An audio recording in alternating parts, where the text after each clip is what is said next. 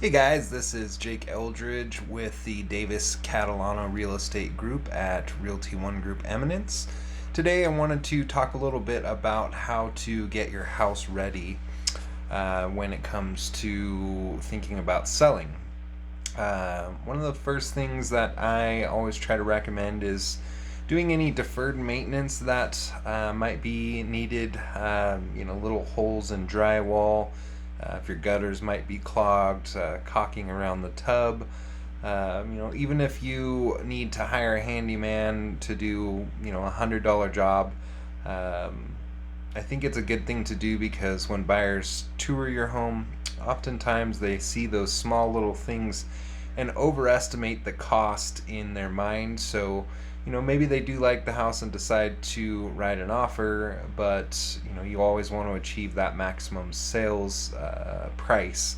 And, if they have these small things again, they might overestimate the cost and come in with a lower offer. So, that's always a good idea. Secondly, I would say decluttering the house. Buyers may walk through a smaller home with less clutter, and because it feels open, choose that instead of your house. So, if you have knickknacks and stuff like that, maybe try to do the less is more on, decluttering the house. Next, maybe I would say brightening your home up. Open your curtains, or if they're dark, maybe buy a lighter set of curtains.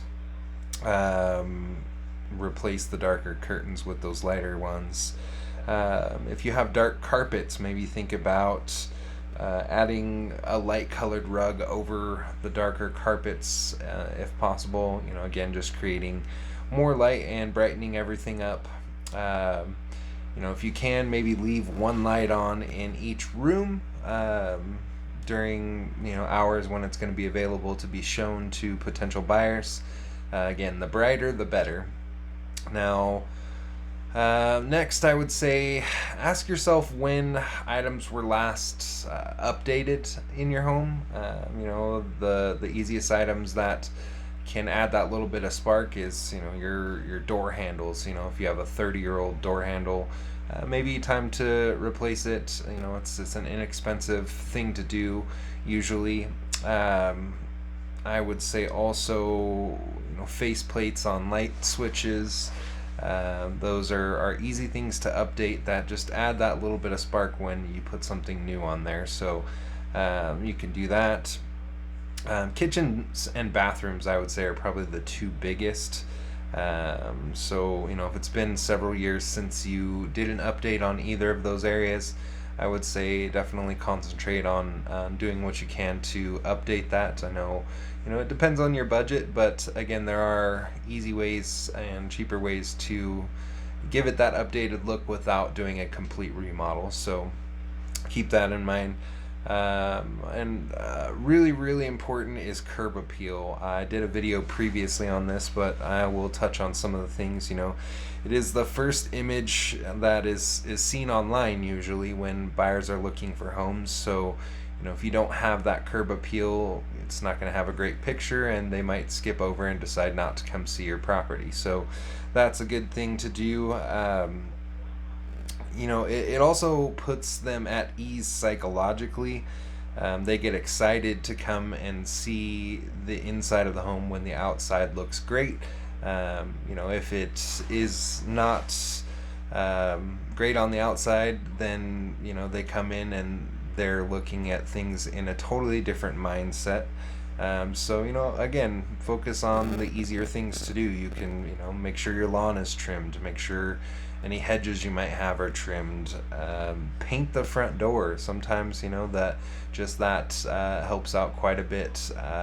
If you don't want to paint the outside of the house, if it's not a need of that, just that offsetting. You're seeing it more and more as you drive around in different neighborhoods. You see these bright, different color front doors. So it is definitely trending right now.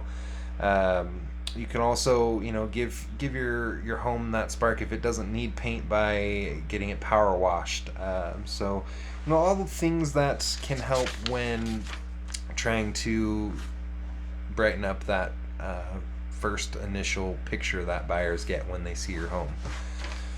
Lastly, I kind of touched on this earlier, but it's tough to do, but sometimes depersonalizing your house is really the best way to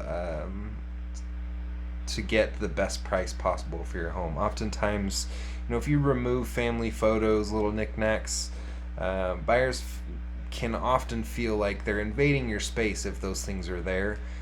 So they're, just a little less hesitant. They can't picture themselves living in that house. So, again, back to that less is more.